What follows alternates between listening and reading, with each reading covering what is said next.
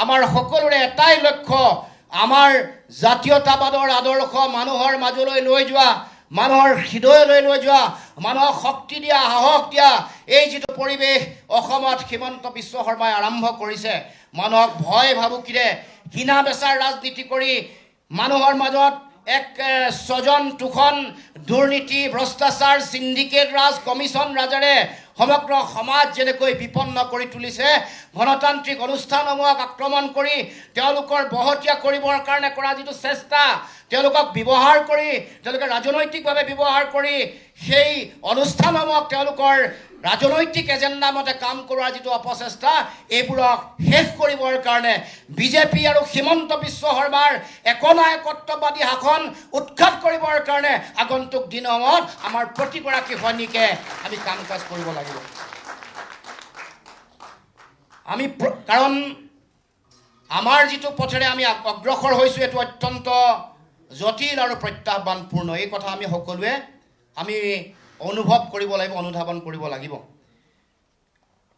অজিত দাই যিবোৰ কথা কৈছে সেই সময়ত গুপ্ত হত্যাৰ ভয়াৱহ বিভীষিকাৰ সময়ত যেনেকৈ জাতীয়তাবাদৰ নিচান উৰুৱাবৰ কাৰণে তেওঁলোকে কণ্ঠনি কৰাইছিল সংবাদ সেৱাৰ যোগেদি অসমৰ জাতীয় দায়বদ্ধতা পালন কৰিবৰ কাৰণে স্বাধীন প্ৰতিদিন এই গোষ্ঠীসমূহৰ যোগেদি বিভিন্ন ধৰণৰ কলম তুলি লৈছিল মানৱ অধিকাৰ সংগ্ৰামৰ যোগেদি যেতিয়াই মানৱ অধিকাৰ যেতিয়াই বিঘ্নিত হৈছে তেতিয়াই তেওঁলোকে আৱাজ উঠাইছিল মই ভাবোঁ যে আগন্তুক দিনত আমাৰো যিসকল জাতীয় সৈনিক আছে তেওঁলোকেও কিন্তু সাহসেৰে প্ৰত্যাহ্বান নেওচি তেওঁলোকে আগবাঢ়িব লাগিব গতিকে মই ভাবোঁ যে আজি এই দিনটোত আমি আশাবাদী এক পৰিৱেশ অসমৰ মাজত নিশ্চিতভাৱে গঢ় লৈ উঠিছে বা উঠিব অসমৰ বিভিন্ন প্ৰান্তত আজি এটা নিৰাশাৰ বতৰা দিবৰ কাৰণে মুখ্যমন্ত্ৰীৰ নেতৃত্বত তেওঁলোকৰ যিসকল মন্ত্ৰী আছে বিভিন্ন ধৰণৰ কথা বতৰা মানুহৰ মাজলৈ প্ৰেৰণ কৰিবৰ কাৰণে চিন্তা চৰ্চা কৰিছে এই কথা ঠিকেই কৈছে যে তেওঁলোকে হাৰিব বুলি গম পোৱাৰ পাছতে সকলো ধৰণৰ তেওঁলোকৰ কূট কৌশল অৱলম্বন কৰিছে প্ৰথমতে তেওঁলোকে আৰম্ভ কৰিছিল সাম্প্ৰদায়িকতাৰ ৰাজনীতি তেওঁলোকৰ যিটো নিত্য নৈমিত্তিক ঘটনা সেই সাম্প্ৰদায়িকতাৰ ৰাজনীতিয়ে এইবাৰ কামত নিদিব বুলি ভবাৰ লগে লগে এটা সময়ত তেওঁলোকে বিভিন্ন ধৰণৰ আৰু কথা বতৰা তেওঁলোকে আৰম্ভ কৰিলে ভুৱা উন্নয়নৰ প্ৰতিশ্ৰুতি মানুহৰ মাজত দিবৰ কাৰণে সেইবোৰ উন্নয়নৰ ভুৱা প্ৰতিশ্ৰুতি দিয়াৰ পাছত ৰাইজে বুজি পালে যে উন্নয়ন ৰাইজে চকুৰ আগত দেখি আছে দেখি থকাৰ পাছত ৰাইজ আশ্বস্ত নোহোৱা তেওঁলোকে দেখিলে হিতাধিকাৰী আঁচনি যেতিয়া মানুহৰ মাজলৈ দিলে তেতিয়া ৰাইজে সকলোৱে প্ৰশ্ন কৰা আৰম্ভ কৰিলে যে এয়া আঁচনি ধন কাৰ ধন জনতাৰ আমাৰ টকা পইচাৰে আমাৰ কলকাতালৈ আমাক পইচা দিছে আৰু ভোট লাগিব বুলি তাৰ মাজত তেওঁলোকে নিৰ্বাচনী কেম্পেইনিং চলাইছে এইটো যেতিয়া হ'ব নোৱাৰে ইয়াৰ বিৰোধিতাৰে ৰাইজে হিতাধিকাৰী আঁচনিৰ ধন ল'বলৈ নাচিও আহিছে আৰু নাচি এইবাৰ ভোট গ্ৰহণ কেন্দ্ৰত গৈ বিজেপিৰ বিৰুদ্ধে ভোট দিয়াৰ সংকল্প লোৱাৰ যিটো পৰিৱেশ দেখিলে তেতিয়া তেওঁলোকে লগে লগে শেষ অস্ত্ৰ ব্যৱহাৰ কৰিছে শেষ অস্ত্ৰ তেওঁলোকৰ ভোট চুৰি কৰিবৰ কাৰণে তেওঁলোকে আৰম্ভ কৰি দিলে সেইকাৰণে প্ৰাৰম্ভিক পৰ্যায়ত 31টা বিধানসভা সমষ্টি 10,000কে তেওঁলোকে ভোট কাটাৰ সিদ্ধান্ত গ্ৰহণ কৰিলে যেতিয়া দেখিলে যে 31টা বিধানসভা সমষ্টিত মোৰ লগত তালিকা আছে যিবোৰ তালিকা তেওঁলোকৰ চৰকাৰী যন্ত্ৰৰ ফালৰ পৰা আপোনালোকে খবৰ ল'লে গম পাব অসমৰ্থিত সূত্ৰত মোৰলৈ আহিছে চৰকাৰী জাতিপ্ৰেমী জাতীয়তাবাদী অফিচাৰে মোৰ হাতত দিছে যে অফিচিয়েলি এই 31টা বিধানসভা সমষ্টিৰ তালিকা আছে য'ত 10,000কে ভোট কাটিবলৈ সিদ্ধান্ত গ্ৰহণ কৰা হৈছে মোৰ লগত তালিকা আছে নাওবৈচা তেজপুৰ বৰক্ষেত্ৰী নাম কৈ দিব পাৰোঁ এটাকে মোৰ লগত তালিকা আছে এখন চৰকাৰী জাতিপ্ৰেমী জাতীয়তাবাদী বিষয়াই মোৰ হাতলৈ প্ৰেৰণ কৰা এখন তালিকা বেলেগে দিয়া তালিকা নহয় হিমন্ত বিশ্ব শৰ্মাই জাতিটোক তাৰমানে আজি অসমৰ থলগিৰি খিলঞ্জীয়া ভূমিপুত্ৰ মানুহৰ পৰা ৰাজনৈতিক অধিকাৰ কাঢ়ি নি ভোট কাটি তেওঁলোকৰ অধিকাৰ কাঢ়ি বাহিৰৰ পৰা বহিৰাগত বিহাৰ আৰু উত্তৰ প্ৰদেশৰ পৰা মানুহ আনি তেওঁলোকক ৰাজনৈতিক অধিকাৰ তেওঁলোকক দি দিব খুজিছে গতিকে সেইকাৰণে তেওঁলোকৰ হাতত বিকল্প নাই এতিয়া শেষ অস্ত্ৰ 31টা বিধানসভা সমষ্টিত 10,000কে ভোট কাটিলেও তেওঁলোকে যিহেতু চৰকাৰ কৰিব নোৱাৰে সেইকাৰণে তেওঁলোকে দিলীপ শইকীয়াই যিটো ভিডিঅ' কনফাৰেন্সিঙৰ ওলাইছে খবৰ, তাত 60টাত 5,000ৰ পৰা 10,000 ভোট কাটিবৰ কাৰণে নিৰ্দেশনা দিছে। তাৰমানে 31টাত 10,000কে কটাৰ পিছতো তেওঁলোকে চৰকাৰ নাহে বুলি নিশ্চিত। সেইকাৰণে অসমৰ জনগণে ইয়াৰ আগতে ইয়াৰ উত্তৰ দি থৈছে। উদাহৰণ যোৰহাট, উদাহৰণ বিটিয়াৰ। অসম মনত ৰাখিব, হিমন্ত বিশ্ব শৰ্মাকো কৈ দিব খুজিছোঁ, অসম বিহাৰ নহয়। আৰু অসমৰ জনসাধাৰণক বিহাৰৰ দৰে যিধৰণে আপোনালোকে এছাইআৰ কৰি তেওঁলোকৰ গণতন্ত্ৰক কফিনত তেওঁলোকে গণতান্ত্ৰিক ব্যৱস্থাটোক আপোনালোকে নাৎসাত কৰি ধ্বংসস্তূপত পৰিণত কৰিলে, অসমত আমি হ'বলৈ নিদিওঁ। আৰু সেইকাৰণে আজিৰ এই মঞ্চৰ পৰা আমি বাৰ্তা দিব খুজিছোঁ, যিমান যি স্থূল পাতল নিকৃষ্ট কথা নকওক লাগিলে, আমি আমাৰ লক্ষ্য কেতিয়াও ইফাল সিফাল কৰিব নালাগে। আমি লক্ষ্যৰ দিশে অগ্ৰসৰ হ'ব লাগে। আৰু তেওঁলোকৰ এই ষড়যন্ত্ৰ উৎখাত কৰিবৰ কাৰণে, তেওঁলোকৰ এই ষড়যন্ত্ৰ নাৎসাত কৰিবৰ কাৰণে আমি আগন্তুক দিনত সকলোৱে কাম কৰিব লাগিব। আৰু তাৰ কাৰণে মূল শক্তিটোৱে হ'ল আমি সকলোৱে সমন্বয়েৰে একতাৰে অগ্ৰসৰ হ'ব লাগিব। আদৰ্শগত মত পাৰ্থক্য আমাৰ লগত, কংগ্ৰেছৰ লগত আমাৰ অসম জাতীয় পৰিষদ বা জাতীয়তাবাদৰ আছে আৰু ভৱিষ্যতেও থাকিব। বাওঁপন্থী শক্তিৰ লগতো আমাৰ আদৰ্শগত মত পাৰ্থক্য আছে আৰু থাকিব। কিন্তু সাম্প্ৰতিক সময়ত বিজেপিক উৎখাত কৰাৰ যিটো জাতীয় দায়িত্ব আছে, সেই দায়িত্ব পালন কৰিবৰ কাৰণে আমি সকলোৱে সন্মিলিতভাৱে আমি আগবাঢ়িব লাগিব, আগবাঢ়িম। এই বাৰ্তা আমি আজি এই মঞ্চৰ পৰাই কৈছোঁ যে আমাৰ দলৰ স্থিতি, দৃষ্টিভংগী প্ৰথম দিনটোৰ পৰাই স্পষ্ট। কোনো কাৰণতে এই যিটো লক্ষ্য, এই লক্ষ্যৰ পৰা আমি ইফাল সিফাল নহওঁ। প্ৰৰোচনা কৰিব, কোনোবাই আমাক ইয়াৰ পৰা বিচলিত কৰিবলৈ চেষ্টা কৰিব। কিন্তু আজিও পুনৰ এই মঞ্চৰ পৰা কৈছোঁ, বিজেপিক উৎখাত কৰাৰ এইখন সংগ্ৰামত, বিজেপিক উফৰাই পেলোৱাৰ এইখন সংগ্ৰামত আমাৰ দল হিচাপে আমাৰ যিমান শক্তি আছে সৰ্বোচ্চ উজাৰি আমি যুঁজিম আৰু বিজেপিক অসমৰ মাটিৰ পৰা উৎখাত কৰিম। এইটো আমাৰ জাতীয় দায়বদ্ধতা। আমি জাতিটোৰ কাৰণে, জনতাৰ কাৰণে, অসমৰ খিলঞ্জীয়া মানুহৰ, অসমৰ সকলো জাতি জনগোষ্ঠী, সেইকাৰণে আমি ইনক্লুচিভ জাতীয়তাবাদৰ কথা আমাৰ কাৰ্যকৰী সভাপতিয়ে কৈছে। ইনক্লুচিভ জাতীয়তাবাদ য'ত প্ৰতিটো জাতি জনগোষ্ঠীয়ে অসমৰ মাটিত যাতে মৰ্যাদা অনুভৱ কৰে, সমমৰ্যাদা, সম উন্নয়ন, সম অধিকাৰৰ স্বপ্নলৈ আমি আমাৰ দলে আৰম্ভণিৰে পৰা কাম কৰি আহিছোঁ। সেইকাৰণে আমাৰ এই কথা বতৰাবোৰত কোনো ধৰণৰ কনফিউজন নাই, আমাৰ কোনো ধৰণৰ তৈল্যমৰ্দনো নাই, তুখামুলো নাই। আমি সংবিধান প্ৰদত্ত যিটো চিন্তা, সেই চিন্তাকে, আমাৰ দলৰ যিটো দৃষ্টিভংগী, সেইটোকে মুকলিমূৰীয়াকৈ কওঁ।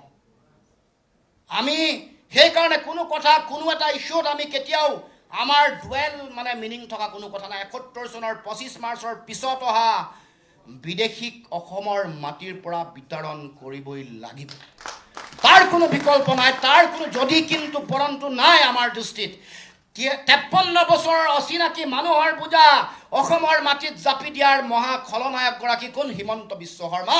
তেওঁলোকে কৰাৰ কাৰণে ৫৩ বছৰৰ অতিৰিক্ত বিদেশীৰ বোজা আমি ল'ব লগা হৈছে। আজি হিমন্ত বিশ্ব শৰ্মাই যোৱাকালি আমি দেখিছোঁ যে মোক লৈও তেওঁ বিভিন্ন কথা বতৰা কৈছে, তুচ্ছ তাচ্ছিল্য কৰিছে। আমি আমাৰ সাধাৰণ সম্পাদক ডাঙৰীয়াই ক'বৰ দৰে যে তেওঁ বেলেগৰ কথা যিটো কয়, যে বেলেগৰ কথা শুনি ৰাতি তেওঁৰ কৌতুক চাবলৈ মন গ'লে বেলেগৰ লাইভ চাব লাগে বুলি যিটো কথা কৈছে, তেওঁ বুজি পোৱা নাই যে তেওঁৰ কৰ্মকাণ্ডই অসমৰ সমাজ জীৱনত তেওঁক অতি উচ্চ মান বিশিষ্ট এগৰাকী কৌতুক অভিনেতা হিচাপে তেওঁক পৰিণত কৰিছে। তেওঁ এতিয়া তেওঁৰ যিটো কাম কাজ, এইবোৰে তেওঁৰ আমি এই কথাতে প্ৰমাণ কৰি দিলে যে তেওঁ মুখ্যমন্ত্ৰী হ'বলৈ উপযুক্ত মানুহ নহয়। তেওঁৰ নিজৰ কাম কাজে প্ৰমাণ কৰি দিলে। তেওঁৰ ইমান নিকৃষ্ট মানসিকতা, তেওঁৰ ইমান স্থূল দৃষ্টিভংগী, তেওঁৰ ইমান ৰুচিহীন চিন্তা চেতনা, যাৰ কাৰণে এই কথা বতৰাবোৰ তেওঁ মানুহৰ আগত ৰাজহুৱাকৈ ক'ব পাৰে। আৰু চৰকাৰী অনুষ্ঠানত চৰকাৰী ধন খৰচ কৰি ব্যক্তিগত আক্ৰমণ, মানুহৰ মাজত মানুহক এটা নিম্ন ৰুচিৰ কথা বতৰা চৰ্চাৰ পিছত অসমৰ ৰাইজে উপলব্ধি কৰিছে যে তেওঁ নিজেই নিজকে কৈ দিছে মই মুখ্যমন্ত্ৰী হ'বলৈ উপযুক্ত নহয়, মই এগৰাকী অনুপযুক্ত মুখ্যমন্ত্ৰী, মই এগৰাকী নিম্ন ৰুচিৰ এগৰাকী মুখ্যমন্ত্ৰী। গতিকে এই কথা অসমৰ জনগণে উপলব্ধি কৰিছে। উপলব্ধি সেইকাৰণে যিমান তেওঁ এইবোৰ ক'ব সিমানে তেওঁ এগৰাকী মানে এটা কৌতুক অভিনেতা, কমেডিৰ এটা চৰিত্ৰ হিচাপে অসমৰ মুখ্যমন্ত্ৰী পৰিগণিত হৈছে। আৰু এই কথা ঠিক যে বিগত সময়ছোৱাৰ যিবোৰ কথা বতৰা তেখেতৰ আছে, এই কথা বতৰাবোৰ আমি যেতিয়া আৰম্ভ কৰিম তেওঁ পলাবলৈ অসমত তৎ নাপাব।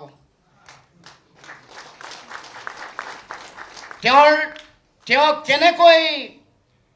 কেনেকৈ সদৌ অসম ছাত্ৰ সন্থাৰ পৰা বহিষ্কাৰ হ'ব লগা হৈছিল, কেনেকৈ তেওঁ গৈ ৰাতিৰ ভিতৰতে নিজক আপোচ কৰি কেনেকৈ কংগ্ৰেছত যোগদান কৰিলে, তাৰ আগত তেওঁ আলফাৰ নামত কি কৰিলে, ছদ্মবেশী আলফাৰ নামত কি কৰিলে, সেই সকলো কথা মানুহে জানে।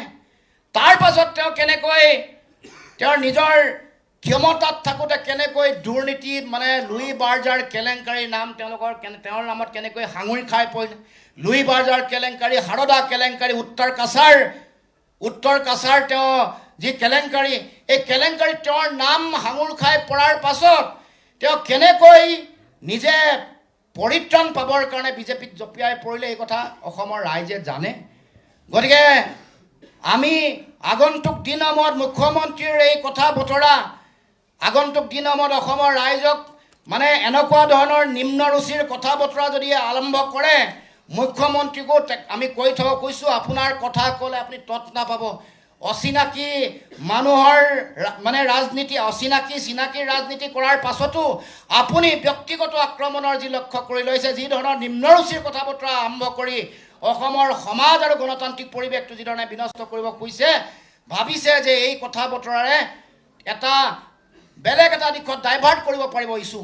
আমি আমাৰ যি মৌলিক কথা, সেই কথা বতৰাবোৰ আমি কেতিয়াও পাহৰি নাযাওঁ।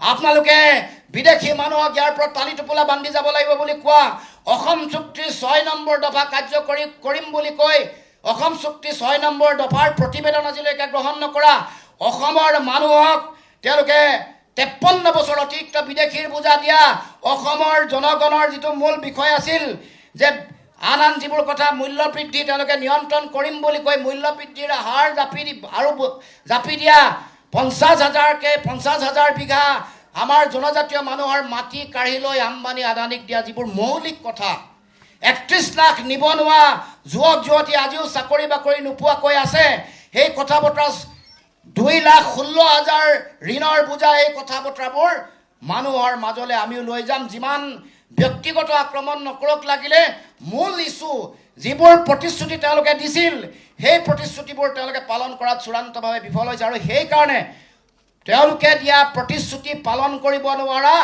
ব্যৰ্থতা ঢাকিবৰ কাৰণে এনেকুৱা ধৰণৰ তৰল স্থূল কথাৰ আলোচনাৰে মানুহক যাতে গোটেই সকলোকে ব্যস্ত কৰি ৰাখিব পাৰে, তাৰ কাৰণে এই কথা বতৰাৰ আশ্ৰয় লৈছে। কিন্তু আমি লক্ষ্যৰ পৰা বিচলিত হোৱা নাই, নহওঁ। আৰু সেইকাৰণে এনেকুৱা ধৰণৰ কথা বতৰাৰ মাজত সীমাবদ্ধ কৰি ৰাখিব খুজিলে তেওঁক সুধিব লাগে যে অসমৰ আটাইতকৈ ভাৰতবৰ্ষৰ 5খন উন্নত ৰাজ্যৰ ভিতৰত অসম হ'ব বুলি কৈছিল, হ'ল নে নাই হোৱা? আটাইতকৈ মানে স্বাৱলম্বী হ'ম বুলি কৈছিল, তেওঁ সুধিব লাগে যে আপোনাৰ দিনত কিহত স্বাৱলম্বী হ'ল? চাউলত হ'ল নে মাছত হ'ল নে মাংসত হ'ল? উত্তৰ দিয়ক। আপোনালোকৰ দিনত মানে এই বৃহৎ নদী বান্ধৰ আপোনালোকে বন্ধ কৰিম বুলি কৈছিল, বন্ধ কৰিলে নে আকৌ খুলিলে? এই কথা মানুহক 6 জনগোষ্ঠীৰ জনজাতিকৰণ নিৰ্বাচনৰ আগত দিম বুলি কৈছিল, দিব পাৰিব নে নোৱাৰিব? এই প্ৰশ্ন উত্থাপন কৰিব।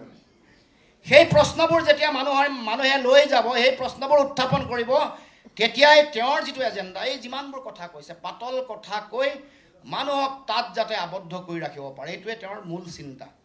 গতিকে আমি মৌলিক প্ৰশ্নবোৰলৈ ঘূৰি আহিব লাগিব। মূল কথাবোৰ, জনতাৰ যিবোৰ বিষয়, জনগণক ঠগ প্ৰবঞ্চনা কৰা, কৰ কাটলৰ বুজাই কুঁৱা কৰি পেলোৱা এখন সমাজ, মানুহে এতিয়া চাৰিওফালে ভয় ভাবুকি দি মানুহক যেনেকৈ তেওঁলোকে চাৰিওফালে বিভ্ৰান্ত কৰিব খুজিছে, চাৰিওফালে মানুহক এটা পৰিৱেশ সৃষ্টি কৰিব খুজিছে, সেই পৰিৱেশৰ পৰা উদ্ধাৰ পাবৰ কাৰণে আগন্তুক দিনসমূহত আমি এই বিষয়বোৰ জনতাৰ মাজলৈ লৈ গৈ তেওঁলোকৰ যোগেদি তেওঁলোকৰ এই যিটো জনবিৰোধী চৰকাৰৰ যিবোৰ নীতি সেই নীতিবোৰ মানুহক যাতে সজাগ সচেতন কৰিব পাৰোঁ আৰু বিজেপিৰ বিৰুদ্ধে যাতে সকলোৱে ঐক্যবদ্ধভাৱে 2026 চনৰ নিৰ্বাচনত যাতে তেওঁলোকে জঁপিয়াই পৰিব পাৰে তাৰ কাৰণে আমাৰ দলৰ সকলো কৰ্মকৰ্তাই সেই বিষয়বোৰ আমি সকলোৱে আগবঢ়াই লৈ যাব লাগিব। পাতল চিন্তা স্থূল কথা বতৰাই যাতে আমাৰ ৰাজনৈতিক যিটো পৰিৱেশ সেই পৰিৱেশটো যাতে বিনষ্ট কৰিব নোৱাৰে তাৰ কাৰণে আমি সকলোৱে চিন্তা চৰ্চা কৰিব লাগিব বা সকলোৱে তেওঁলোকৰ এই ষড়যন্ত্ৰৰ জালখনত যাতে কোনেও ভৰি নিদিয়ে। যিমান ছ'চিয়েল মিডিয়াত এনেকুৱা নেতিবাচক আলোচনা কৰাৰ মানে মানুহৰ এংগেজমেণ্ট বিচাৰে তাত নেতিবাচক কথা বতৰাৰ আলোচনাত যাতে ছ'চিয়েল মিডিয়া ফেচবুক টুইটাৰ এইবোৰত যাতে জনগণ ব্যস্ত হৈ থাকে, যাতে প্ৰশ্ন নকৰে যে মোৰ চাকৰি কি হ'ল, মই আত্মসংস্থাপনৰ বাট কিয় বিচাৰি পোৱা নাই, যাতে প্ৰশ্ন নকৰে যে 6 জনগোষ্ঠীৰ জনজাতিকৰণ নিৰ্বাচনৰ আগত দিম বুলি কৈছিল কিয় দিয়া নাই, আমাৰ মাটি কিয় 50,000 বিঘা মাটি কিয় আম্বানী আদানীক দি দিয়া হৈছে, এই প্ৰশ্ন যাতে মানুহৰ মনলৈ নাহে, এই প্ৰশ্নবোৰ যাতে কৰিব নোৱাৰে সেইকাৰণে সেই কথাত সীমাবদ্ধ কৰি ৰাখিবৰ কাৰণে তেওঁলোকৰ এইটো কুটকুশলৰ ষড়যন্ত্ৰ। এটা বিষয় উলিয়াই দিয়ে সেই বিষয়টোক যাতে 5 দিন চলি থাকে, তাৰপিছত আৰু এটা নতুন বিষয়, কিন্তু মূল বিষয়বোৰৰ আমি প্ৰশ্ন আনিব লাগিব। উজনি অসমত যেতিয়া কৈছে যে চাহ বাগিচাৰ মানুহৰ প্ৰতি আমি নেকান্দো বুলি কৈছে, ক'ব লাগিব যে আপোনালোকে কান্দে আপোনালোকে বিধানসভা নিৰ্বাচনৰ আগত চাহ বাগিচাৰ মানুহৰ হাতে হাতে মাটিৰ পট্টা দি দেখুৱাওক। যিটো আমি দাবী কৰি আহিছিলোঁ, আমাৰ দাবী যে বিধানসভা নিৰ্বাচনৰ আগত চাহ জনগোষ্ঠীয় মানুহ খিলঞ্জীয়া মানুহৰ হাতত যিসকলে বসুন্ধৰা 1, 2 আৰু 3ত মাটিৰ পট্টা বনাই তেওঁলোকক পট্টা দি দেখুৱাওক। তথ্য সহকাৰে কথা বতৰা কৈ তেওঁলোকে এই বিষয়বোৰত যদি তেওঁলোকক আমি জব্দ কৰিব পাৰোঁ তেতিয়া নিশ্চিতভাৱে অসমৰ ৰাইজ সাজু হৈ আছে। তেওঁলোকক বিভ্ৰান্ত কৰিবলৈ চেষ্টা কৰিছে, পাতল কথা কিছুমান শ্লোগানধৰ্মী কথা বতৰাই মানুহক তেওঁলোকে বিভ্ৰান্ত কৰিবৰ কাৰণে চিন্তা চৰ্চা কৰিছে। গতিকে ৰাইজকো ক'ব খোজোঁ যে আপোনালোকেও যি আঁচনিয়ে পাই ল'ব, কাৰণ এয়া জনতাৰ ধন, আপোনাৰ মোৰ কষ্ট উপাৰ্জিত ধন, দিন ৰাতি একাকাৰ কৰি শৰীৰৰ ঘাম মাটিত পেলাই কৰ দিছোঁ, খাজানা দিছোঁ, তাৰ পইচাৰে আমাক আঁচনিৰ ধন দিছে, তাৰ কাৰণে আমাৰ মগজটোক কিনিব নোৱাৰিব, বিবেকক কিনিব নোৱাৰিব। গতিকে সকলোকে মই আমাৰ আজি এই পবিত্ৰ অনুষ্ঠানটোলৈ মই উষ্ম আদৰণি জনাইছোঁ, মহামিলনৰ এই অনুষ্ঠানলৈ আদৰণি জনাইছোঁ আৰু আগন্তুক দিনসমূহত আমি আশা ৰাখিছোঁ অসমৰ মাটিত জাতীয়তাবাদৰ যি যাত্ৰা আৰম্ভ হৈছে, আঞ্চলিকতাবাদী ৰাজনৈতিক শক্তি অসম জাতীয় পৰিষদে যি ধাৰা আৰম্ভ কৰিছে সেই ধাৰাৰ যোগেদি আমি অসমৰ প্ৰতিটো প্ৰান্তৰ সকলো জাতি জনগোষ্ঠীক সেই আঞ্চলিকতাবাদী চেতনাৰ প্ৰতি সকলোকে আকৰ্ষিত কৰিব পাৰিম। প্ৰতিটো পৰিয়ালেৰে আমাৰ দলৰ এটা শ্লোগান আছে, আমি ঘৰে ঘৰে উপাৰ্জন, এইটো আমাৰ দৃষ্টিভংগী। অসম প্ৰথম, সদায় আৰু চিৰদিন। অসমৰ কাৰণে আমি সদায় অসমৰ সমাজ, অসমৰ জাতীয় জীৱনৰ কাৰণে আমি সদায় নিজৰ জীৱন উৎসৰ্গা কৰি আমি সকলোৱে সদায় কাম কৰি যাম, সেই চিন্তাৰে আমি সকলো ব্ৰতী। সেইকাৰণে প্ৰতিঘৰ পৰিয়াল, প্ৰতিগৰাকী ব্যক্তিক সেই আদৰ্শসমূহ, জাতীয়তাবাদৰ আদৰ্শসমূহ, সেই চৰকাৰে কৰা অন্যায়বোৰ প্ৰত্যক্ষকে বুজাই আগন্তুক দিনসমূহত যাতে এই যাত্ৰাত চামিল কৰিবৰ কাৰণে সকলোকে আগবঢ়াই লৈ আহে মই আশা ৰাখিছোঁ। আমি সকলোৱে মিলি আগন্তুক দিনসমূহত আমাৰ জাতীয়তাবাদৰ এই ধাৰাটো অধিক শক্তিশালী হ'ব আৰু বহু ব্যক্তি আমাৰ এই ধাৰাটোত অসম জাতীয় পৰিষদৰ লগত চামিল হ'বৰ কাৰণে, যোগদান কৰিবৰ কাৰণে কথা বতৰা চলি আছে। মই ভাবোঁ যে খুব সোনকালে অসমৰ মাটিত এক শক্তিশালী আঞ্চলিক ৰাজনৈতিক এটা ধাৰাৰ যিটো ধুমুহা, সেই ধুমুহা খুব সোনকালে আৰম্ভ হ'ব। বহু ব্যক্তি আমাৰ দলত যোগদান কৰিবৰ কাৰণে ইতিমধ্যে কথা বতৰা চলিছে। তাৎক্ষণিকভাৱে সেই ভাল খবৰ অসমৰ ৰাইজে খুব সোনকালে পাব। গতিকে মই সকলোকে আজি এই মহামিলনৰ অনুষ্ঠানত মই উপস্থিত থকাৰ কাৰণে ধন্যবাদ জনাইছোঁ, কৃতজ্ঞতা জনাইছোঁ। আশা ৰাখিছোঁ আমি সকলোৱে মিলি আগন্তুক দিনসমূহত আমাৰ যি লক্ষ্য, যি উদ্দেশ্য আছে, প্ৰথম লক্ষ্য অসমৰ মাটিৰ পৰা বিজেপিক ওফৰাই পঠাবৰ কাৰণে ঐক্যবদ্ধভাৱে যুঁজ দিম আগন্তুক 2026 চনত। পৰৱৰ্তী দিনসমূহত আমি জাতীয়তাবাদৰ ভেটি শক্তিশালী আৰু সুদৃঢ় কৰিবৰ কাৰণে গাঁৱে ভূঞে আমি প্ৰান্তে ঘৰে ঘৰে প্ৰতিগৰাকী মানুহক জাতীয়তাবাদৰ আদৰ্শ বিয়পাই দিবৰ কাৰণে আমি এগৰাকী জাতীয় সৈনিক আৰু সেৱক হিচাপে আমি কাম কাজ কৰিম। গতিকে সকলোকে মই ধন্যবাদ, কৃতজ্ঞতা জনাই আৰু আজি এই দিনটো আমাৰ সকলোৰে কাৰণে অতি গুৰুত্বপূৰ্ণ দিন হিচাপে আগন্তুক দিনত পৰিগণিত হ'ব আৰু আজিৰ পৰাই অসম জাতীয় পৰিষদে নতুন বল লৈ নতুন শক্তিৰে অসমৰ মানুহৰ মাজত জাতীয়তাবাদ শক্তিশালী ৰূপত গঢ়ি তুলিবৰ কাৰণে বিজেপিক উৎখাত কৰাৰ এই সংগ্ৰামখন অধিক গতিশীল কৰি আগবঢ়াই লৈ যাবৰ কাৰণে আমি সকলোৱে যুঁজিম, দিন ৰাত একাকাৰ কৰি যুঁজিম আৰু আমি যুঁজি আমি জয়লাভ কৰি আগন্তুক দিনসমূহত অসমৰ মাটিত আমি এই বিজেপিৰ এই ভয়াৱহ যিটো সাম্প্ৰদায়িক ৰাজনীতি ইয়াৰ অৱসান ঘটাম।